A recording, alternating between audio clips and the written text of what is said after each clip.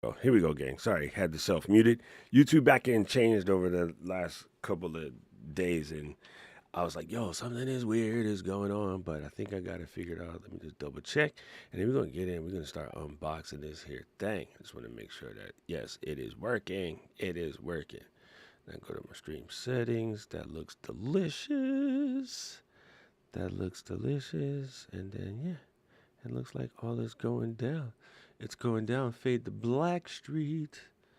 Let's see. I wonder if I can add the product live before I start. Let's see. Well, I mean, I already started, but let me see if this works. What is this thing called? Bingo. Yes, I got it. Let's see. Let's see. Is it in here? It's called Xenon. Xenon. ADG. Let's see. Tell me that it worked. Tell me that it worked. Of course it ain't in here. You jerks. You absolute jerks. All right, it was worth a shot. It was worth a shot to see if it was in here, but it ain't. Okay, anyway, let's get after this. Let me know, anybody in the chat, where you coming in from. Just holler at your man. So here's what's going down. I got this. It's going to be hard to see in the vertical stream, but I'll hold it vertically.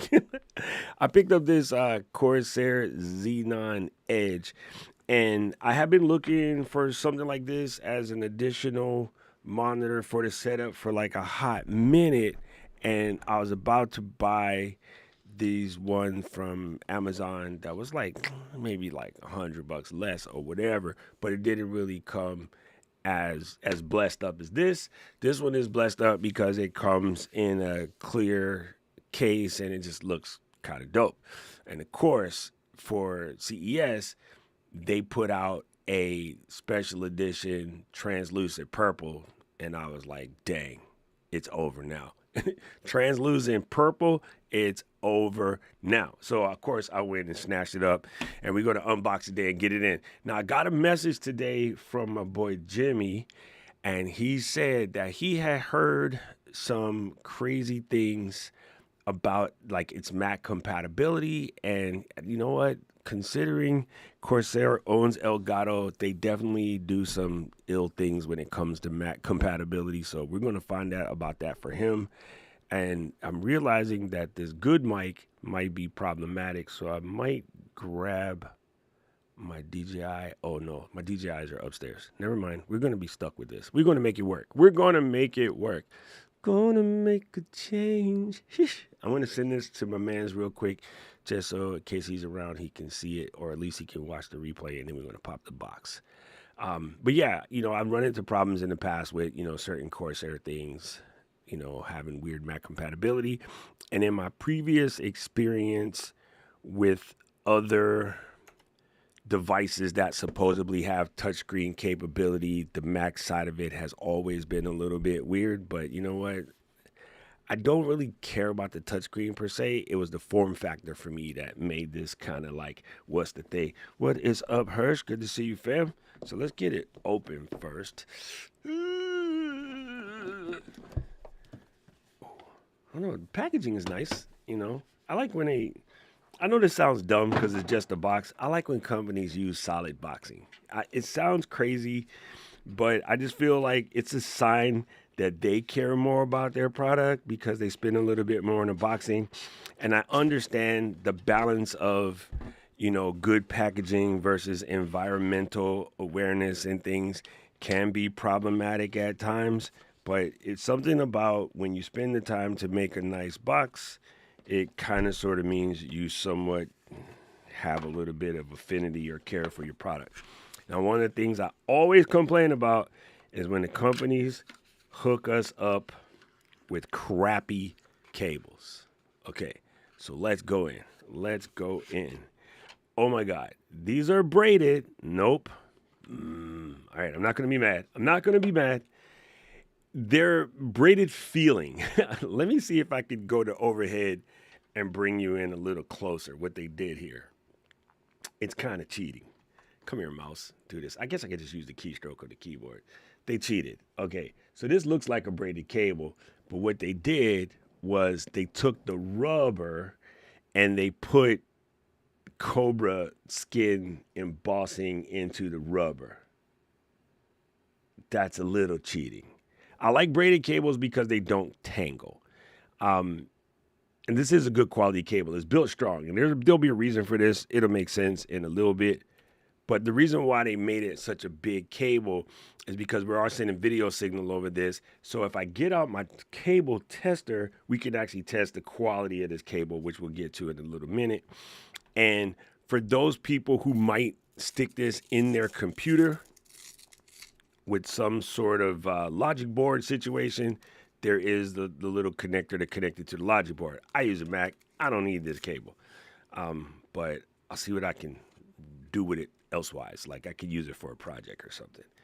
But yeah, at least it's a good quality cable. I can tell on spec, just visually looking at it, it does look like it's a good quality cable. Let's see what's in the other box here. Boom, boom, boom. There's an additional cable. This is probably HDMI, and that is exactly what it is. This is a display port to HDMI. My, what'd you call that thing? My CalDigit over there, the Thunderbolt dock hub, it does have a display port. Probably not going to need that. I tend to like to connect these by a USB 4/Thunderbolt. It just works a little bit better. But so far, so good. You're getting quality cables for the 250, and they did give you a cleansing rag. These are cute, but this is way too small. When you got big glasses, I just buy glass cloths from Japan because they're just dope.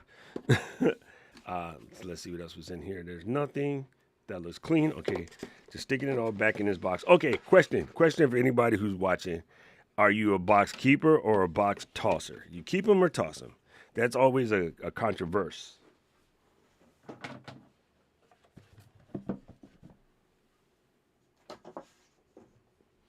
All right, let's go. Here we go. So they gave a energy stickers. Don't know why. I haven't even. Oh, it's only 8 kilowatt. That's actually cheap. Not cheap. That's actually efficient. I guess that's a European Union and the UK thing. But nice that they have that. It's nice. Even though it doesn't matter, I do like knowing what the kilowatt draw is. You get the warranty guide, of course, and you get some safety and compliance, which is probably like don't use it underwater. Okay, so here's the back plane. This is ordered to let it sit at an angle on your desk. Really cool. Magnets. Like that. Magnets is better than snappy things because snappy things break. Magnets just mag. Let's get this open. Nobody does the magic paper peel like Apple. Corsair. Just steal the idea, bro. It's famous. We all love it. There's something magic about the Apple peel. It just feels good, when it comes off. All right, this is like a little rice paper type situation. It's not very easy to come off, which is why I'm saying get the Apple peel, bro. Get the Apple peel. All right, yeah, Hurst, I'm with you. I like to keep the boxes for a short time. I normally give it like 90 days and then I toss them. It does tell you that the manual is on this QR code page. And so here's where I'm talking about. One thing that's cool, you got 2 screw holes here. I'm going to assume that these are 1/4-20. Let me find something 1/4-20-ish. Let me see if I can stick a tripod plate in there, which would tell me that it's 1/4-20. It looks 1/4-20. And it indeed is 1/4-20, which is good. That means as a person who does video, I got myriad things I can mount this to, including a arm, right? We have all the little Swiss arms like I have over here.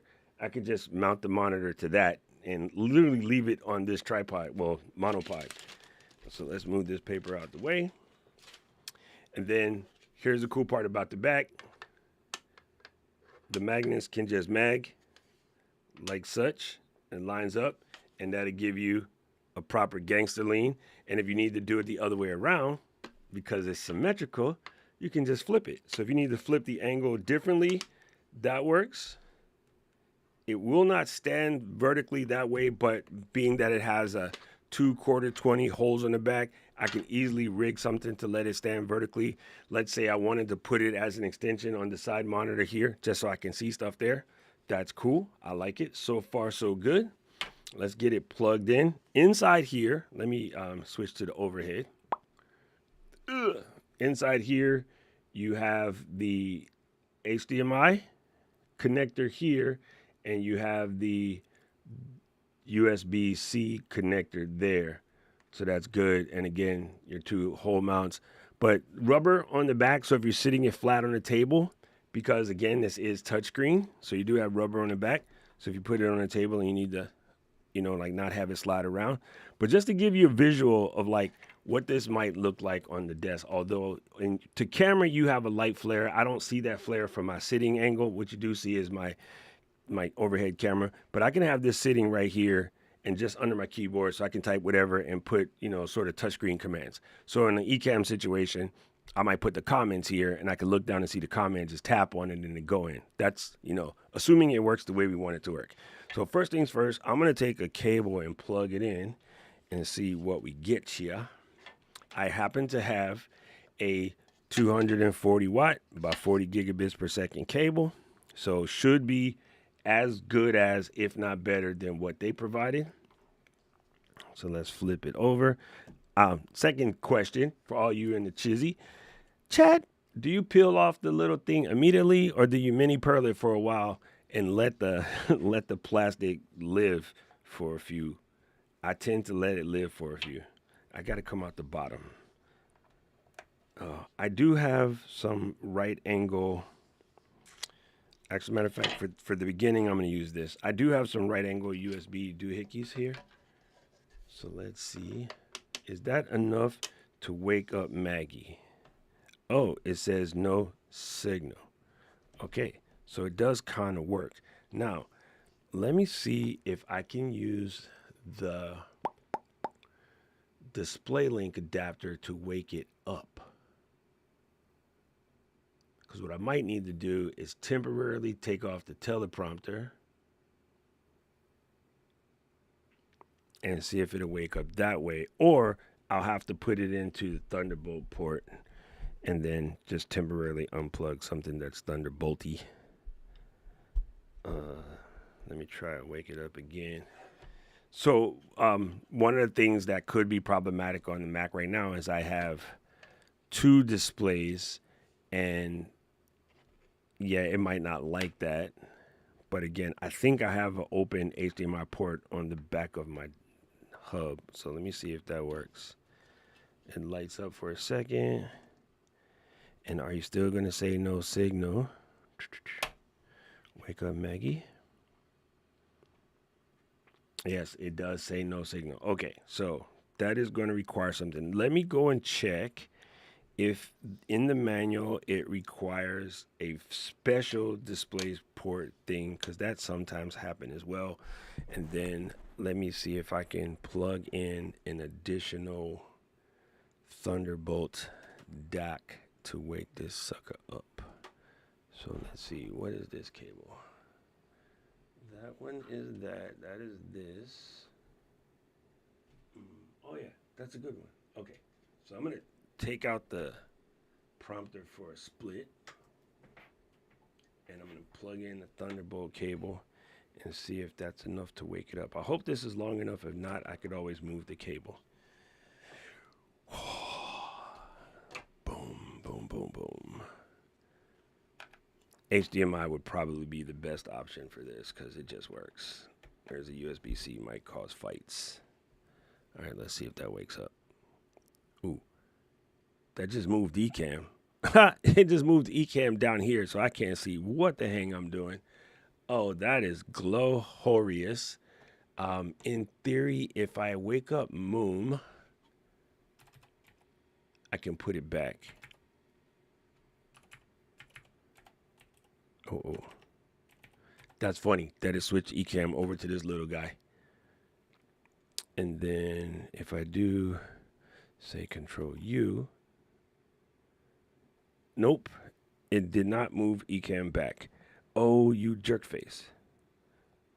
This is funny. It is super funny to see Ecamm on this little tiny Wii monitor. That is hilarity. All right, let me see if I can put my stuff back how I had it because this is driving me crazy at the moment. Okay, it has the Xenon Edge, and that's not the main display. That needs to be not the main display. I'm going to collect this one and say main display. All right, that switched everything around. There we go. Now we are cooking with Pam. There we go. Now we're cooking with Pam. This cable is a tad bit short for this process, but we're going to make it work. Let me put this adapter, this little stand back on. And then give it a little tilt. And you guys can't see the tilt. All right, now let's see if I can make this work. So I'm going to move this back to the front screen. And then I'm going to click on this. And so this is an extended display. And I totally forget what the resolution is for this. Hold on. Because, you know, with the Mac, sometimes you got to turn on. Here, actually, let me do demo mode so you guys can see. In the demo mode, you have to go in here and you'll see the resolutions. And none of these might not be it. But you hit this little switch here. And that little switch will do show all the resolutions, right? So this little guy right here, that's way too huge, dog. Come on, chill out. So yeah, I can come here and make sure that I get the rest, and then I can find the one that matches. So let me double check what this thing says. Ooh, the writing on the box is small. 256 by 720 is the resolution. So that's this one. Bingo. Now we're cooking with Pam. Now we are cooking with hot grease. All right, so first things first, the display quality is kind of legit. One thing that will be a little bit crazy for most is, let me come back out of here, is the Mac has to scale these resolutions, right? Because Mac native resolutions are 2K, 5K, and 6K. A lot of people buy 4K monitors for the Mac, and they're not really true resolutions. So that can also be a problem for some folks. So let me move this back over here. And then let me close this. So the kind of things I'm looking forward to doing, if I can make it work, is to take like the chat and move it over here. Right? So I can see you guys like this.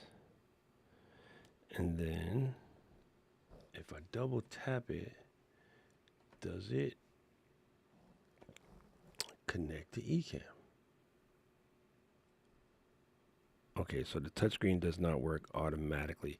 That is going to require some sort of driver type situation. Let me go see if I can get the drivers. Even if I can't touchscreen it, it's nice just to be able to see the chat over here. This is actually kind of cool. And let me move that back here where I can see what I am doing. And then let me see. So the Corsair drivers, yes, this is the new Corsair monitor. And again, the number one reason why I picked it up is, yo, it came in purple, dog. It came in purple. This cable is mad short. I should plug in a longer cable. I'm gonna mess around and pull something out while I'm over here goofballing. Give myself a wee bit of slack.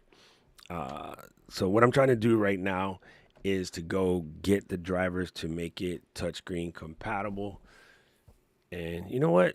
If it ends up not working for that, then I'll send it right back where it came from. But I don't really need the touchscreen. I gotta stop telling myself I need it. I more or less wanted it just to put like some things on here. So I'll give you a prime example of what I would put on here while I'm looking for those displays. I would go active.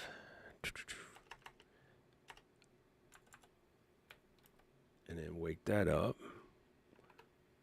Bingo.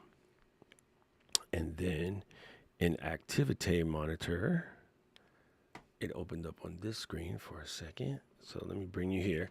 In activity monitor, you can do here is you can get, various displays out. Oh, yeah. No. This is not the default cable. This is just one I already have plugged in. They actually gave a pretty decent cable.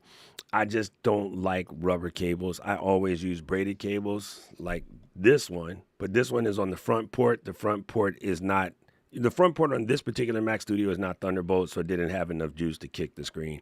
Whereas when I plugged it into the actual Thunderbolt port, it went to town. So I never use these rubber cables. And they tried to cheat, bro. Look at this. They tried to cheat.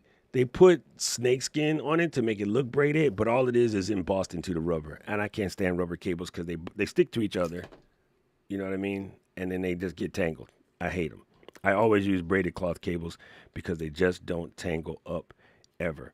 And I'm going to lose these screws to my Visa mount because they keep getting stuck to magnets. All right, so let me show you what I was doing. Go back here to activity monitor. And then activity monitor, you can right click on the little icon down here and you could pull up some monitors. So like I might want to pull up CPU history, which looks like this, right? So I'll take this and bring it over to here and then embiggen it. If I can grab it. Come here, girl. Oh, look, CPU's already getting mad. Why can't I grab it?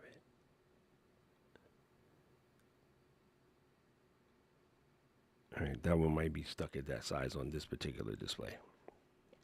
And the other things that I can do is right click on this little monitor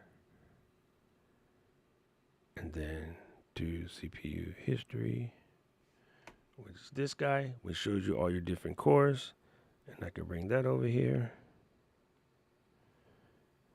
You know what I mean? So I can set up something like this, which is going to make, I can just kind of see what's going on when the computer is doing something, like if I'm rendering or running a stream and I just want to pay attention to what's going on. The other thing I could do is like in Ecamm, I'll pull out the bandwidth and statistics screen and drag that over here.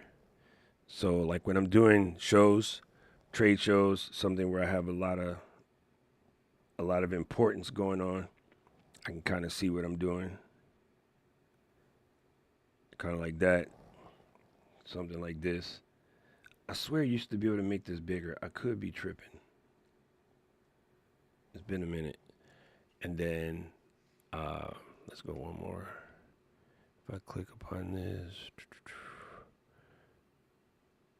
I normally use a terminal program, a homebrew program called MacTop, and that would allow me to pull out some more stuff. I can also grab widgets that I already have on the computer because, with the new OS, we got widgets and whatnot. So I could pull out a bit clock, stay there, and then let's say edit the widgets. Ooh, I hope that didn't just make everything dumb. Come here.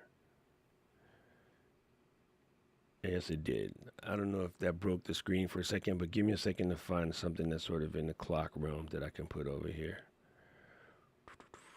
Ooh, they got all kinds of new widgets that you can add now.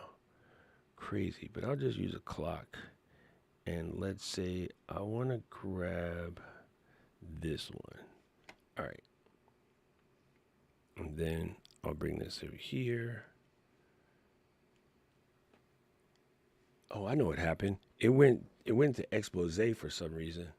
That's not good. We don't want expose. Let me move the zoom window for a second. Why did you expose? That's weird. But it didn't actually expose. I'm confused now.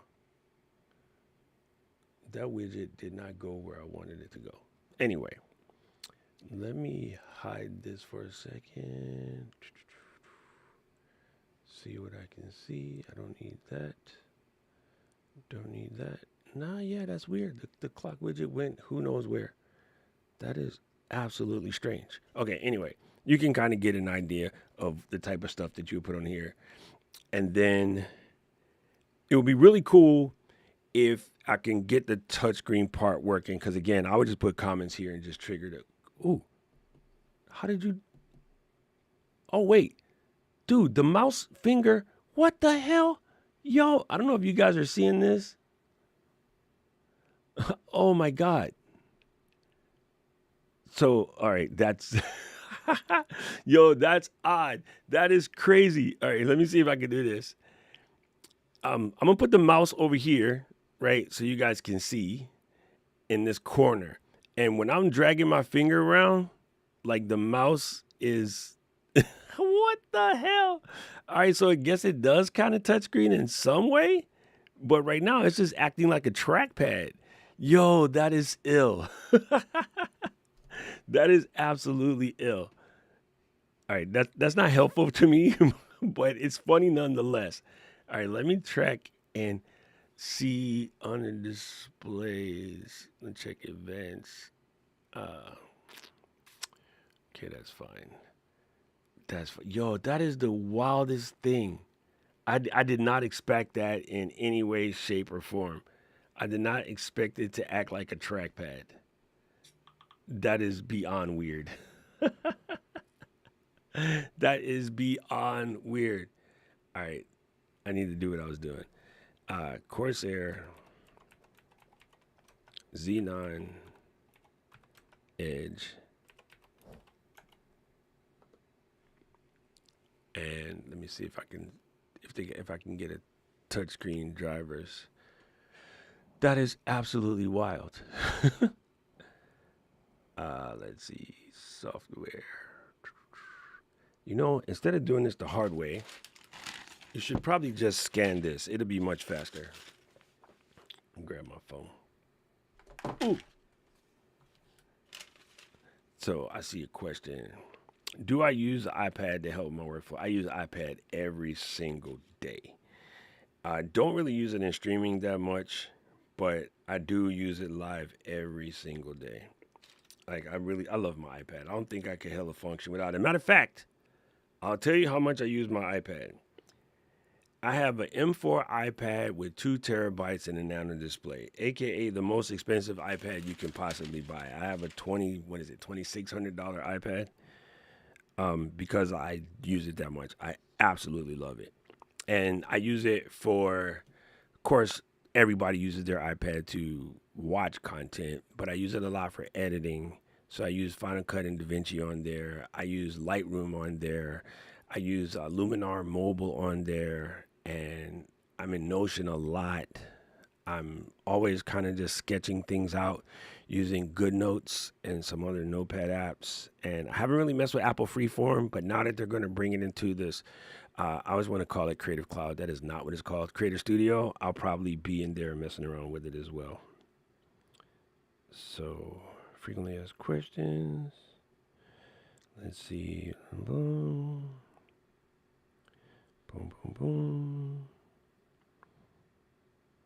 Warranty, legal, related content. None of that says anything about the drivers.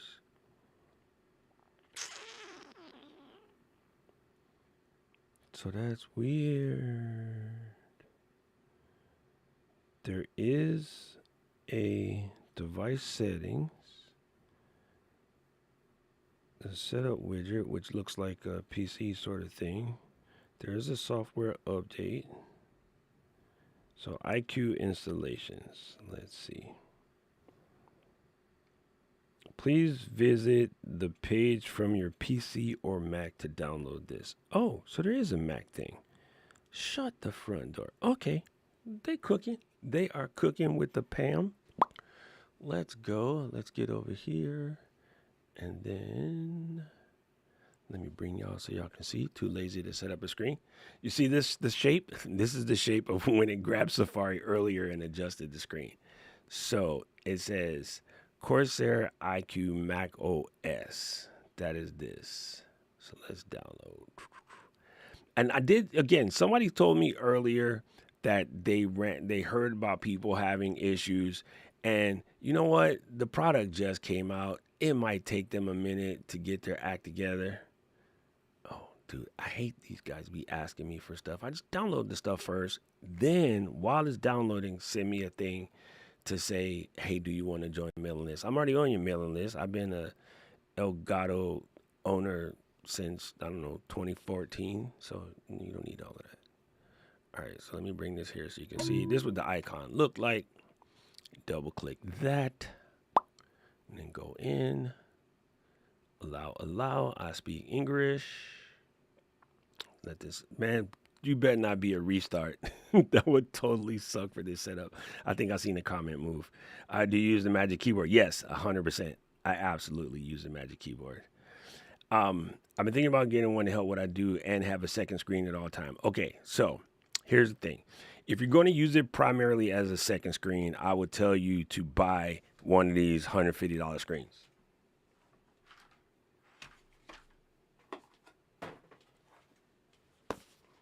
Something like this, 150 bones on Amazon. I actually got this on Whatnot for like 40 bucks. It's real stupid. But yeah, you can get this on Amazon, like 150 bucks on average, for kind of a 2K. 4K ones are a little bit small. I would honestly tell you to stick with a 2K version. And again, 2K is a native resolution for Mac, whereas 4K is not. It makes your Mac work harder. So if you're going to do it just for the screen, get this. And some of them will work with touchscreen on an iPad. If you're going to legit do work on it, iPad is fine. And it might be smart, legit, if you can, if you have such a network, find a friend who has a Mac, an iPad, who doesn't use it that much, and be like, can I borrow it for a couple of days? And see if you're going to actually workflow with it. Because as much as I love my iPad, and I've been an iPad freak from day one, I forgot my password. I used to run the Hawaii iPad like users group here, so I've been an iPad freak for a very long. I can use the crap out of an iPad. Many people buy iPads and they barely use them for anything more than an extra screen. At this point in time, you could pick up a Lenovo tablet for 80 bucks if all you want is a screen. It won't be a pretty screen, but it'll be a screen nonetheless. Let's see, going to add this. But not again. I really wish we had, when I use my laptop and I have the little touch finger thingy, I speak English. You know what those words are called.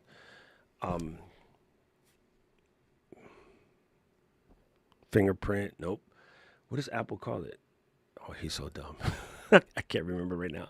But the ability to touch my finger on the iPad to do password entry and all of that is so clutch. I really hate it when I come to my desktop and I don't have that. Oh, man, why am I dumb? Why do I not remember what the hell they call the touch finger sensor on a Mac? And I worked at Apple. You should get fired. Well, I already quit, but where did it go? IQ.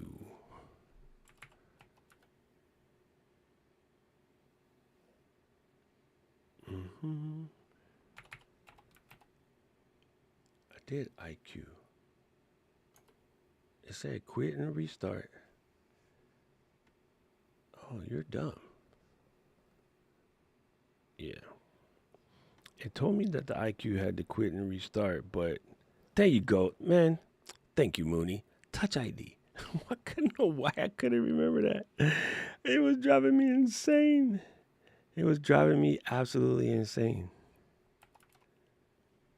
Yo, this is weird.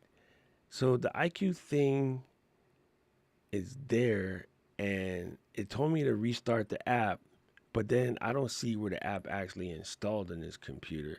So it might be one of these things that work in system settings and it restarts when you restart your machine, and I can't restart the machine. So that was dumb. I'm checking if it showed up in login and items and extensions or something of that nature. Whisperflow, display link manager. It was also weird that it didn't automatically snatch with display link manager. That was also a little bit weird. Oh.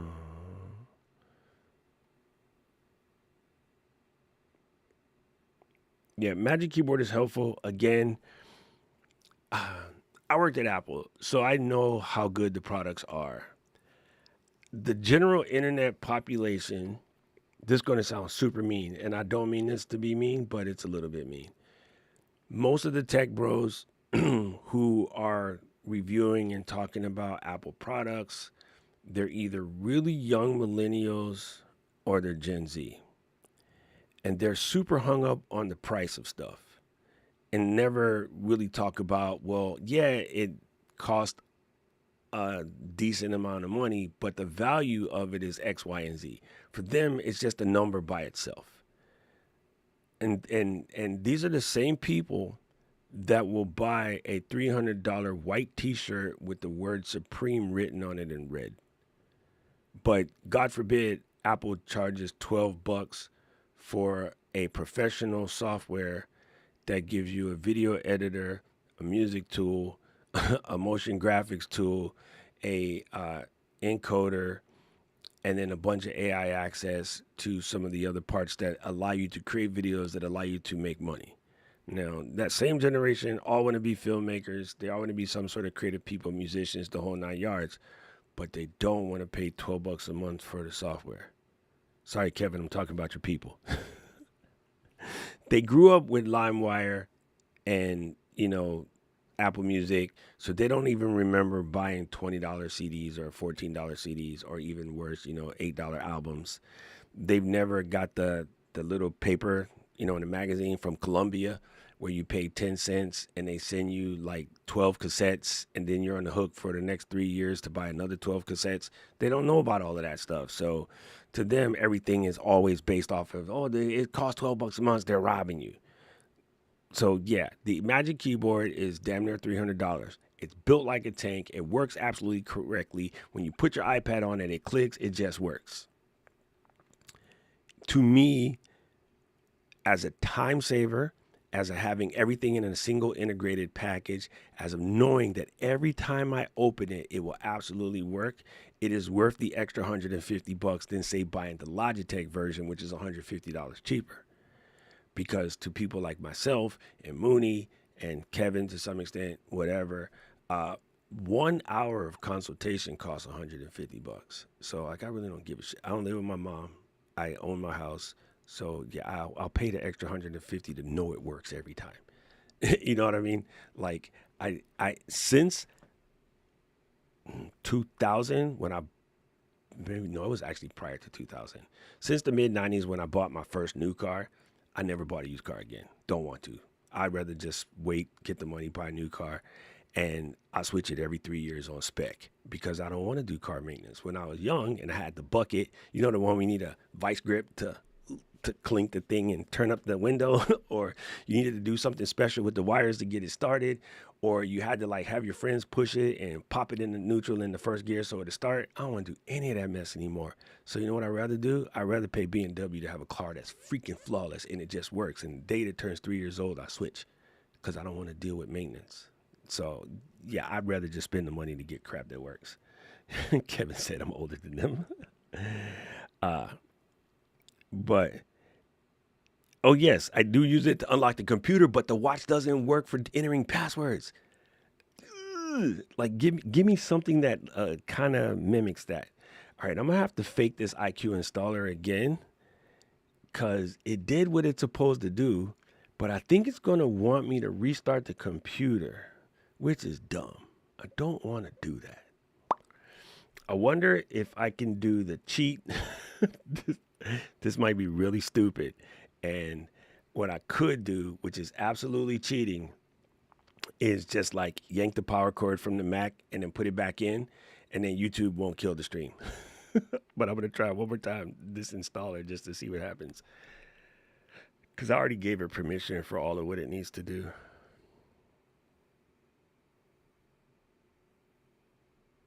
But yeah, this thing is cool. I don't know why people are. I don't really need it to do this touchscreen stuff. I'm just doing this because Jimmy Hicks wanted to know. But in a way, I would just rather it work.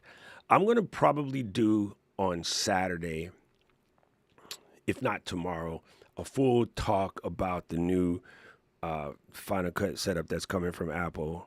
And I have DaVinci and DaVinci Studio. I have Premiere. Like, I have paid subscriptions to all of this crap. But I do think for the price And for what you're getting, it's so cheap. And if you happen to be still on a .edu email address and you can do it for $2.99, even better. But the one thing about the $12.99 is if you have a family, yo, that covers 6 people. So me getting that means that Karen, Emma, my sister-in-law, all can use it. Mother-in-law can't really do it because she don't do that kind of stuff. IQ Core, that's what it's called. But yeah, I don't know, man. I think that mess is like absolutely legit.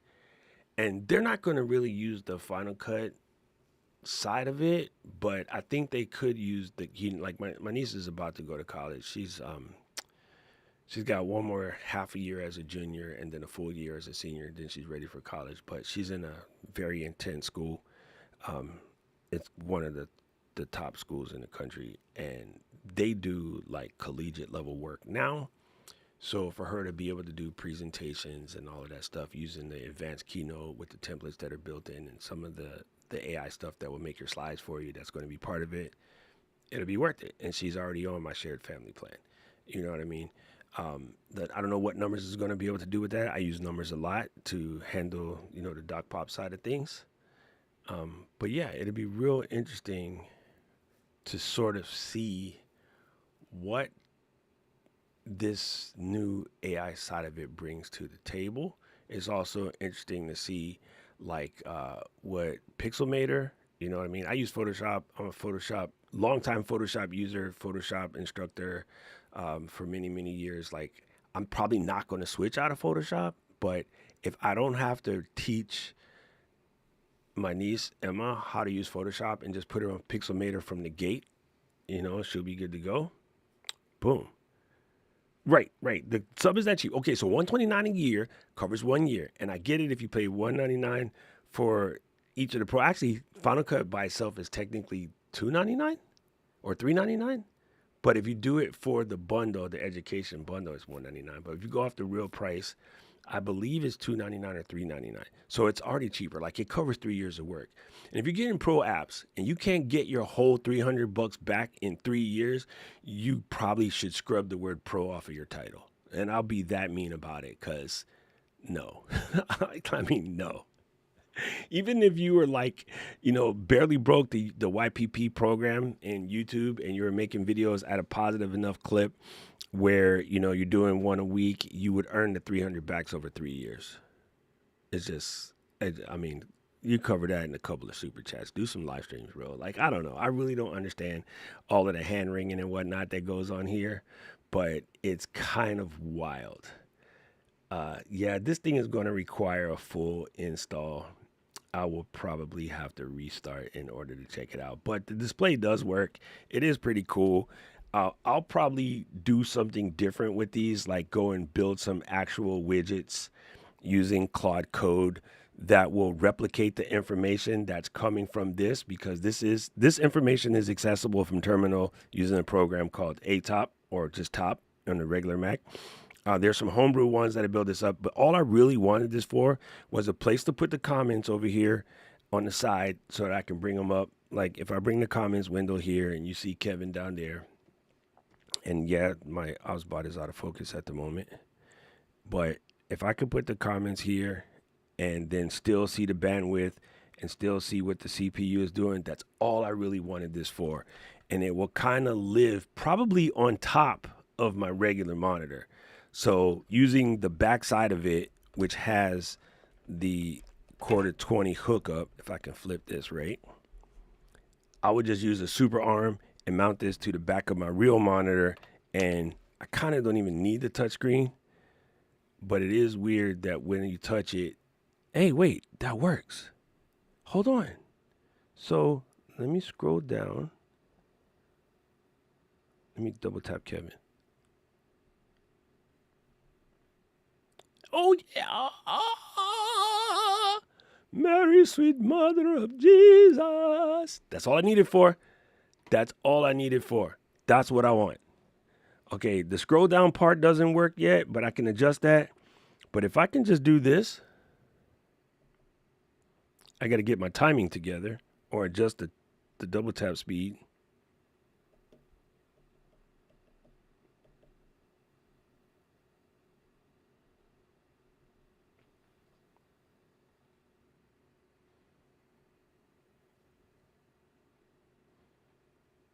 There we go. I just got to get my timing together. Oh, there we go. I got it. I figured it out.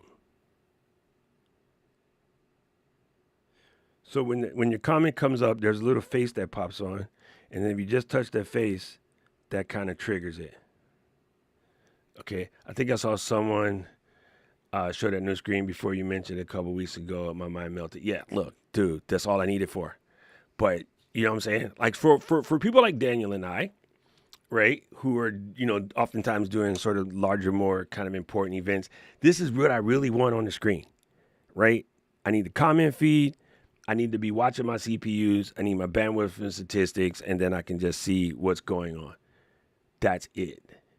So in this particular case, because it's 256 by 720, it is actually taxing my CPU, but I have enough headroom that it doesn't matter on this particular system. On my Mac M4 Mac Mini, I have enough space on the system.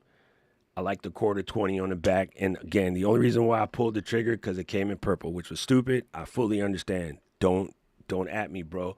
A brother like what a brother like. Leave me alone. So once I install the software and play with it, I will come in and do kind of a more like sort of in-depth kind of interview. But the fact that this does this is crazy. And you know what else? It's portable enough that I can pack it in the production case. And if even all I did was put the team chat there, so like Daniel can see this while I'm on the show floor running around, or, Jill and Mary Lou are producing, and we could be like, damn, Daniel, turn the mic up on number 6 or something without having to pipe in his ear. He get a little bitchy when you start talking in his ear. So if I could just send him messages on this screen, or, oftentimes we use as a clock to tell the Poke people like, oh, this is coming up next. This is coming up next. I could even use it for that. I could put it as a clock on the table where they're pack breaking, and then, send information over to that clock to tell this person, hey, shut up. You got 5 minutes. Hey, whatever. So, I mean, to me, this is what I really wanted for. I want to see, it's a nice form factor. It's a little weird. And if I end up not using it in the system, I'll figure out how to wire it into the car, which is stupid. But hey, don't at me, bro. It's my money. This is actually pretty cool. Raf, I would like to invite you on Saturday in the beginning to help me do a sort of conversation about the new Final Cut Suite, and I'll clip it and use it for a video. I didn't want to just be the only asshole bitching, because you know how I feel about it. So, yeah, if you're free Saturday, let me know. I'll like to just record. I'll just bring you on, and just you and I will do like a point counterpoint about the new Final Cut Suite. It'd be super cool. Oh my God. Speaking of Final Cut, if you haven't seen this yet, Dylan, my boy Dylan, just put out a video. Man, what did you click? See, I be clicking the wrong crap over here. Oh, I know what I did. I moved. When I was doing that touchscreen stuff and it was dragging things out of position, I actually moved my camera effects window in the place where the scenes normally stand, and it was making me change cameras. Anyway, that's a whole different story. Let me see if this works. I don't know if I have the right browser. I do. It's just embiggened. Okay, come back here. I want to show you guys this. This was absolutely wild. So my boy Dylan just showed this off, and there is a program that you can do to change your Final Cut layout.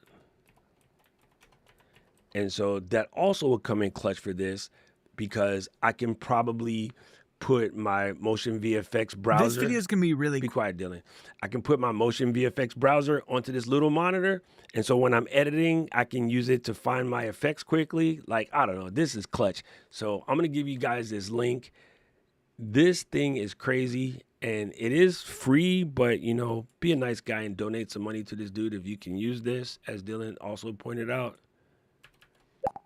This is legit. But basically what this tool does is it lets you remap your Final Cut workspace so that it can be like any which way you want.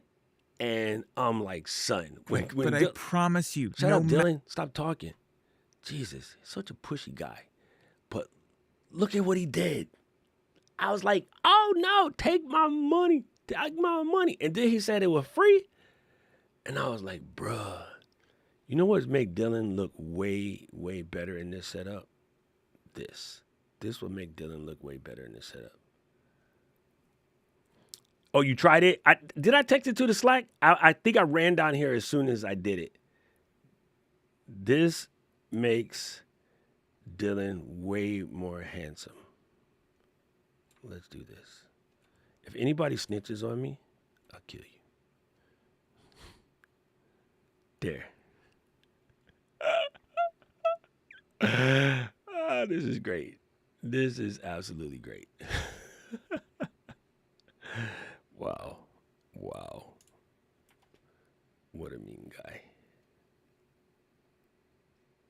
What a mean guy. There we go. Here, let's do this. Let's do this and do one of these. And then make a photo. Command Shift G. All right. Did that do photo saved? Let's do it again. Yo, why did you not take a photo? What are you doing, Ecamm? Do what you're supposed to do.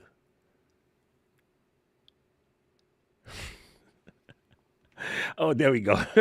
Rafi got it already. There we go. Yo, this is cool though. Like when I saw this, I was immediately like, I need this. Oh, it did make the photo. Hey, check it out. It took the photo and put it on top of Ecamm. How did that happen? That's new. Let me do that again.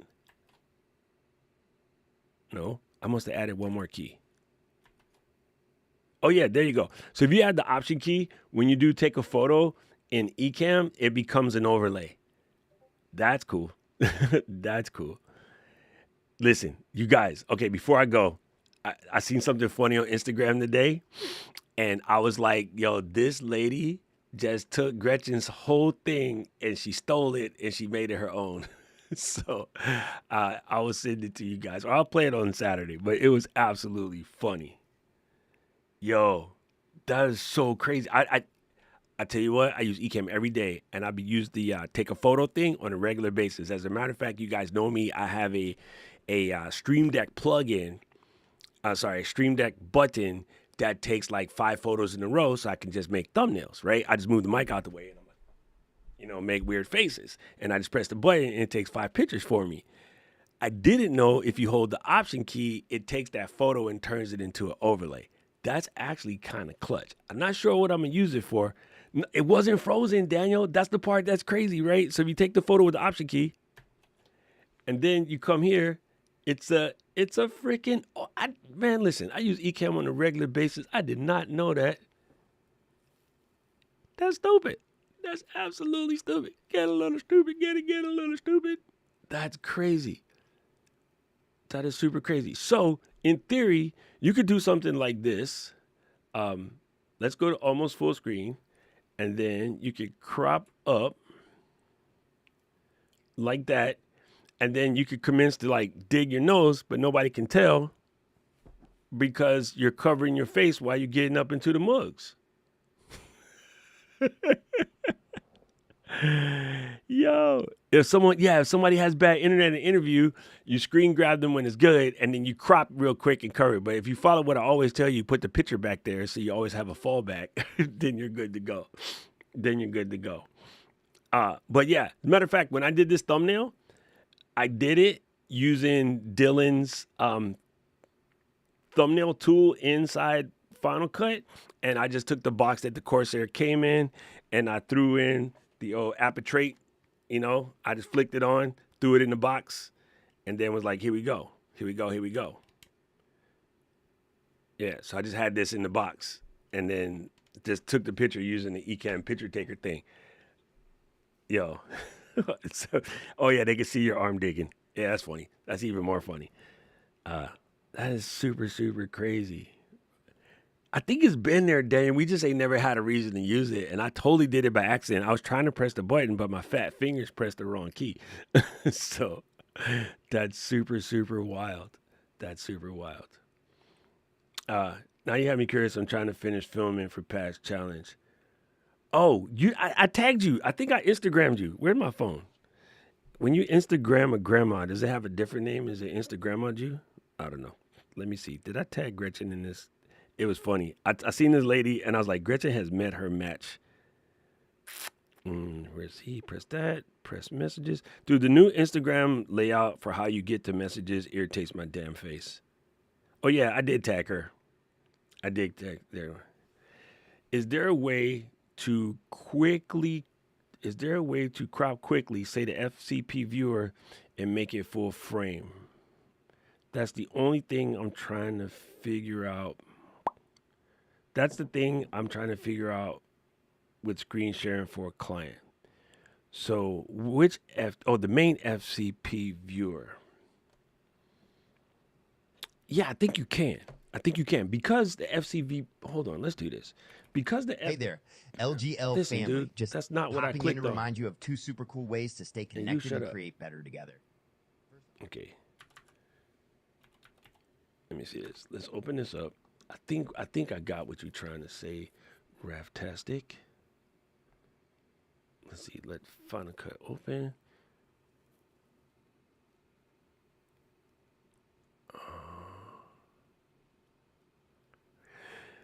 This is crazy.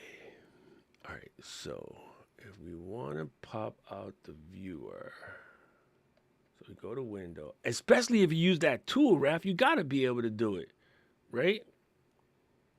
So we want the viewer, show in the viewer. Actually, all you want is this window right here, right? This main section. Because if that's the case, the answer is yes. So here's how we're going to do this. I'm going to unembiggen Final Cut for a second.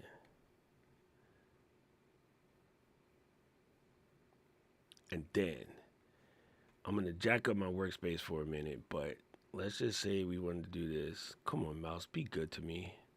So, and again, using Dylan's little doohickey, it should be even cooler. Right? Because you can just, turn off stuff which you don't need. Wait. Yeah. I'm stealing her word yoinked from her. Yeah. Yeah, super funny. Kevin, I'll tag you on the reel that I tagged Gretchen on, and you're going to crack up laughing. You're going to absolutely crack up laughing. So, I believe if all I want is this. Oh, wait. What happened to some content? There you I go. need to admit something about perfect content. You shut up. Okay, so Chasing it. come back. Oh, you could always do that, too. If you have an additional monitor, you can full screen that, but let's get rid of that. And I think those are the main ones. Okay, so I'm going to take this window, and then I'm going to go into Ecamm, and I'm going to press the iMac icon, and then I'm going to take this guy and say Primary Display Final Cut Pro. Bingo. And then now I'm going to crop this guy from the side. Sorry, ever since I added the extra monitor, it's making my tools a little bit less responsive, but that's to be expected. Crop this down to this. Of course, I'm doing the vertical mode, but this will totally work for horizontation. Crop this to this, and then crop this to this. And then up a little bit so you don't see the counter. Boom. And then go like this. As a matter of fact, we're going to cut this and we're going to bless up a new scene so we don't break something. And then I'm going to put it on here. Right? And then if I crop this a little bit. Come here, girl. That's kind of about right, dog. That's kind of about right. But again, with Dylan's new thing that he showed us, you could probably just even make a custom layout that pulls out the viewer by itself. And then it's even easier because Ecamm will see it as it by itself, in theory, I think. Now I'm going to test it because you brought it up. And then you could be over here and being like, okay, today, family, we are reviewing other people's shorts. So let's see what this idiot had to say. So when I come out here, I can do this and then press play.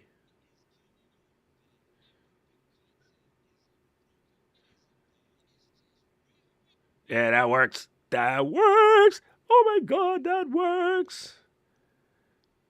I think that's what you wanted, fam. That, boom. I'm assuming that's wanna make, but yeah.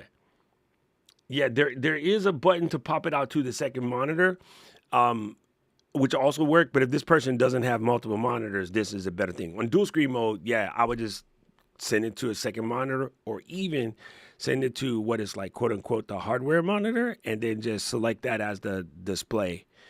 But in order to get this little thing to work, Daniel, I had to turn off my Elgato. Because normally what I would do is I have the viewer of Final Cut play on the Elgato, and then I would just share that. But this works. And if you go check out Dylan's new tool, it might even be better. It might even be better. That's actually a cool little setup. Can you pan in the window? Oh, no audio in the viewer. Because when I did that scene, I probably didn't click something straight. Let me see. I don't know if I have my USB audio slider down on the Rodecaster Pro. That might have been the problem. Let me see.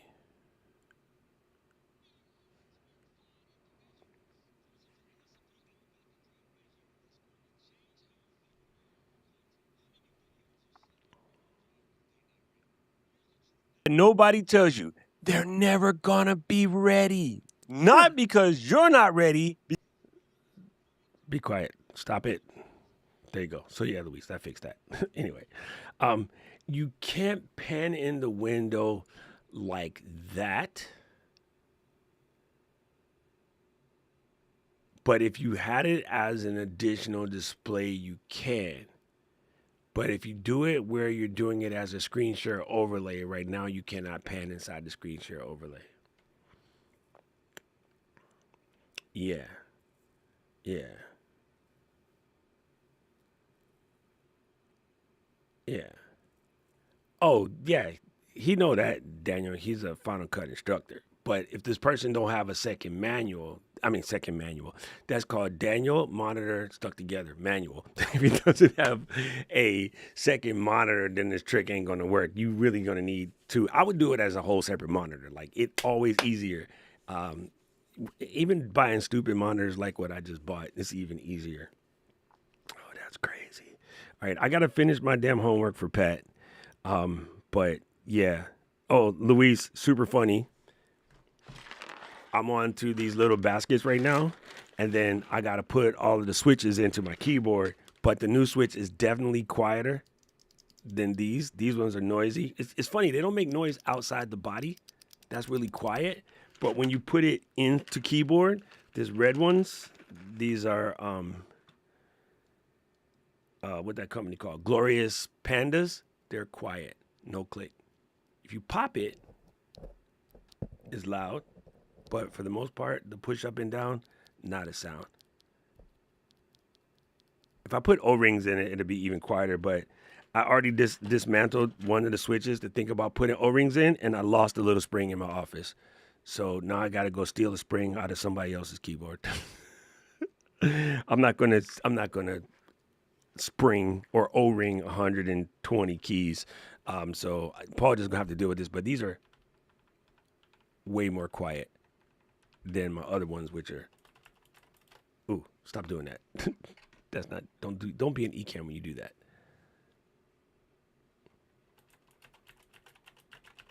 Yeah, that's way more noisy. Way more noisy. So that's it. That is it. That's it. Oh, trying to use it with DR. Jumping from the edit page. Oh, yeah. Yeah. Can't do a second monitor, even full screen. Doing it with stereoscopic viewing, which one? 100%, or in the second monitor. So, would I wonder, Raph, if you could do something with Moom so that when you jump scenes to, say, go to the cut page, right? Okay, so here's how I would do this. This is going to sound crazy. This is going to sound absolutely crazy. If you're doing it where it's, so you put the cut, say you pick the 3 of the 7, right? You do the cut page, the edit page, whatever, in DaVinci. You would have the scene, you press the button on the Stream Deck, it automatically switches to the cut page in DaVinci or the edit page in DaVinci, and then it switches to scene in Ecamm. That is the proper scene that is properly cropped for that, because those are going to be scene independent, right? So if you set up the cut screen page and you have it cropped where the viewer is, and then you set up the edit page, you have it cropped where the viewer is, you set up the Stream Deck so that when you press the button, it actually changes both in DaVinci and Ecamm at the same time, and then you don't got to chase it, if that makes sense. That would be boom. Yeah, and so he's right. You can't pull certain things onto a second monitor. Boom. You did 7 already. I just been doing them every day. I told myself I need to do more than 1 a day. But yeah, that should be helpful. Oh, Gretchen, I don't know if you saw Brandon's. It's technically a sponsored video, but he posted it today on Insta. It was a reel where he's showing off using Premiere. And I had put Premiere on my phone when it came out, but then I left and went to Japan, so I hadn't opened it. And since that time, they've added templates. And so I just threw one together today just to play with it. And it's actually pretty dope. I don't know if Lou's been showing you guys this stuff, but inside the template window, they got just, match your vibe. They got lifestyle templates. They got beauty templates, travel templates, cuisine, and some health, whatever. Then, of course, you can click plus and add your own stuff. But you just pick one of these templates. And so today, the reel that I made, I just wanted to test it. So I just grabbed the template, and then I went in and added the pictures, and it was good. Then I just changed the music on my side because, your boys don't use sleepy music like that. But that was super simple. And so literally that whole reel is only 9 seconds. And because I'm pretty quick at selecting my photos, I want to say it took less than a minute and a half to make that reel. Legit. And then when I posted it, the other minute and a half was searching for the right song. So even if all you do is take these templates and just put something out there, it's faster than dicking around. But also, you can go in here and then you can say, open in the full editor. And then now you got the real editor. So now you could actually type and change the words. And then on the bottom, your images and stuff are here. So you can change the length, the duration, whatever. Then you would just make the words longer or make the words in there. And then you can add your second thing. So the other thing that those templates will work good for, the beginning and end of a reel.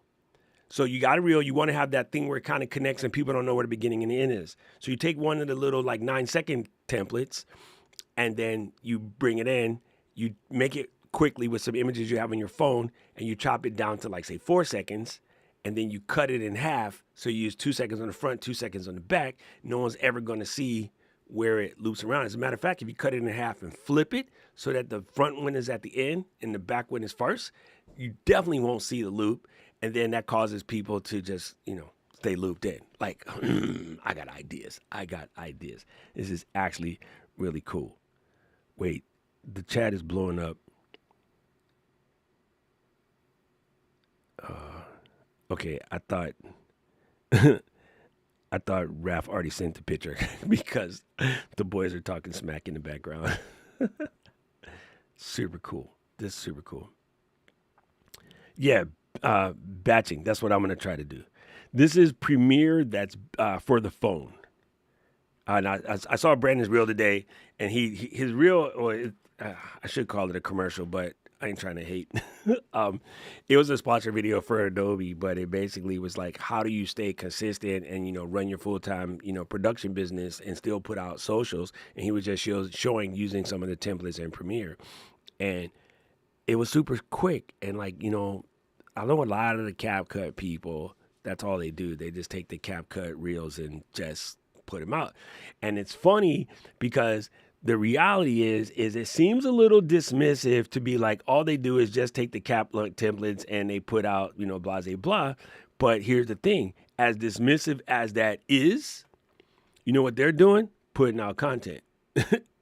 You know what I'm saying? So it can't be that dismissive because they're actually putting out content while we over here bullshitting, talking shit about how they put out content. So the person who were to just take CapCut templates and post 10 of those a day will do better than the person who is trying to make perfect shorts and they may not a damn one because you're still trying to perfect the perfect one for the first place, if that makes any sense. So I'm not even about hating on using the templates. I think not using the templates is dumb. It's kind of like when I was DJing and Serato first came out, like I was still turntable. All my boys were still turntable. We had a minivan and 3 Samoans to help us move the records because we had that much records to carry. And then these kids was coming in with their laptop and they were playing. And a lot of us was talking smack about them. Not me, because I was a nerd. I kind of thought Serato was cool. I just hadn't bought it yet. And a lot of nerds were talking about, oh, these guys that are DJing digitally, like they're cheating. They don't even know how to do this and they don't know how to do that. And while all of that conversation was going on, those kids went from getting paid $300-400 a night to $10,000 a night while we were still talking about vinyl is final. So, yeah, I'm not even thinking about that. I'm like, yeah, just posting every day and being consistent is good enough, right? Yeah, and batching the B-roll. 100% Luis. As I'm printing things now, the funny thing is I'm doing like 60. I'm doing like average 2 prints a day while I'm getting all my things together. I'd only made a couple of videos about it, but just recording that stuff so you can have it. You can use it as a B-roll. If you're going to cook dinner tonight, man, stick the phone in the corner and just press record. And then you can speed that up and use it for B-roll for something. Like, just be recording B-roll, bro. Gretchen, while you painting or whatever, take the camera, stick it on the little trapeze, like such, and point it at your hands and just paint. Like I was telling Aubrey the other day, you got to fill the ink on your fountain pens. Do not fill the ink on your fountain pens without filming it. That, my friends, would be stupid. Because you can totally use that same B-roll for a reel I made about fountain pens, I don't know, like a year ago. I could take that same footage and change the voiceover and do something completely different with that exact same footage. Luis was printing a rig the other day. It wasn't the HDMI adapter. It was a round purple thing. The B-roll from that, he can use it for all myriad sorts of things. You can legit just change the verbiage in that video and it's a whole different reel. Just the footage that you have on your phone, the footage you have sitting on your phone doing jack dick right now, you could get Premiere, take the template, throw in random footages, and then make a comment about, content creator or reading books or whatever it is, because you probably have lots of B-roll where you shot videos of something to do with books. Like, it's kind of crazy. It's kind of crazy. Let me see if I can find this. I'm just looking. Ooh, don't do that. No. I don't know when I did it. I have so much footage on this phone. It's not even funny. Yeah, I'm telling you, man, I keep telling you guys, you got content at home, bro. Look in your camera roll and find a bunch of footage about random craziness. I'll show you something super stupid. So I'm in Kyoto, right? And then this is the Golden Temple. And first you see the temple, and then you see my hand come up and take a picture. And then my hand goes away, and you see the temple. That 12 seconds right there is a reel. And all I got to do is put words on top or do a voiceover. And I didn't shoot that intentionally. It just had a theme on my chest while I was taking pictures of the temple. I just had a camera taped to my chest. Like, if you don't put a camera on your chest while you're walking around Costco or the grocery store and film B-roll, you are missing out. You are missing out. You don't know what you're going to avoid it for. You have no idea what the words are going to be. Just be filming that B-roll, bro. Get it out there.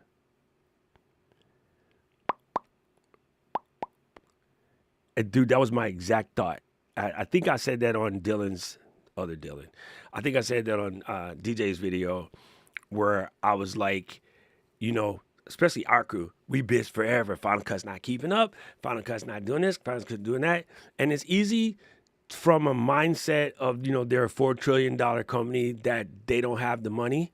But you know how you become a $4 trillion company is you don't put money in projects that don't make money. Let's run that again. In your own personal business, you don't put money in projects that don't make money. So why should Apple, just because their business is bigger, doesn't mean that they should put money in projects that don't make money. So what they did is, even realizing that $240 million light in the ass effing up AI, yo, it's better to pay Google $40 million to just let them be our foundational model. It was time to cut bait and stop doing it yourself. Okay? And a prime example, I used to spend 3 days a week, 4 hours, making sure that the whip was flawless. And my dad comes to me one day, I'm squat down, I'm cleaning the rims. My dad comes behind me and slaps me in the back of the head hard as shit. And I'm like, what you do that for? He slapped me again because I cursed at him. And then he goes, give me your wallet. So I grabbed the wallet, open up the wallet. He looked in there. It's like $300. And he's like, you a dumb son of a bitch. And he walked back into the store. So I come in the store and he goes, give me your wallet again. I gave him the wallet. He pulls out $40. He hands the rest back to me. And he said, on Saturday, rather than go outside and wash your car for 4 hours, I want you to call this person and have them come over and wash the car for you. And then he said, I'll pay for it. And I was like, cool, give me my $40 back. And he was like, no.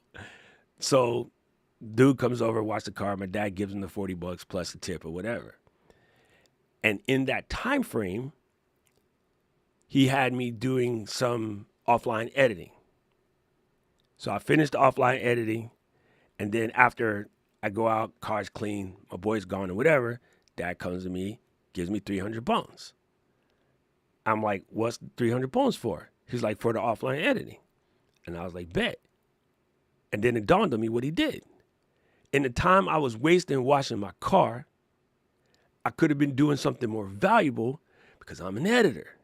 Washing a freaking car is not the highest and best use of an editor. So in the time it was taking me to wash the car, I could actually make $300, which is technically making $260 because I got to spend the $40 to get the car clean. But I have not physically washed the car since then. That was 1998. But my car does not have a speck of dirt on it. Think about that. That's why it's better that Apple pay somebody to come in and fix these tools, which means that they need to make revenue. So if they need to make revenue, then they make the cheapest subscription out there, 12 bones a month, $2.99 if you're a student. All of the hand wringing is because somebody told you to wring hands. But we're going to talk about that on Saturday. Boom. Thank you. I got to go film some too. I appreciate y'all. I love it. I absolutely love it. This is dope. This is dope. Thank you guys for popping in. I got some more stuff to do. This has been absolute gold, and so far so good in this monitor. I'm gonna go restart this computer and hope I can get the touchscreen to work better. But it's purple and it does what I need it to do for now. But we'll dig in deeper later. Raph, I will DM you so that we can be prepared on Saturday, and it don't have to be scripted or nothing. But I'll just send you the links and everything, and then what we'll do is we'll do the live stream. But we'll record the video in the middle of the live stream, and then whatever. I appreciate you for being willing to jump on. Thank you so much. Anyway, gang, I appreciate y'all. Bye. Wait, I need to have my setup set up.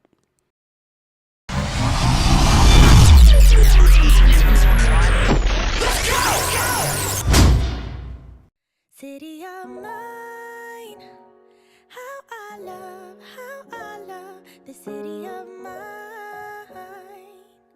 It never gets me down. City of mine, how I love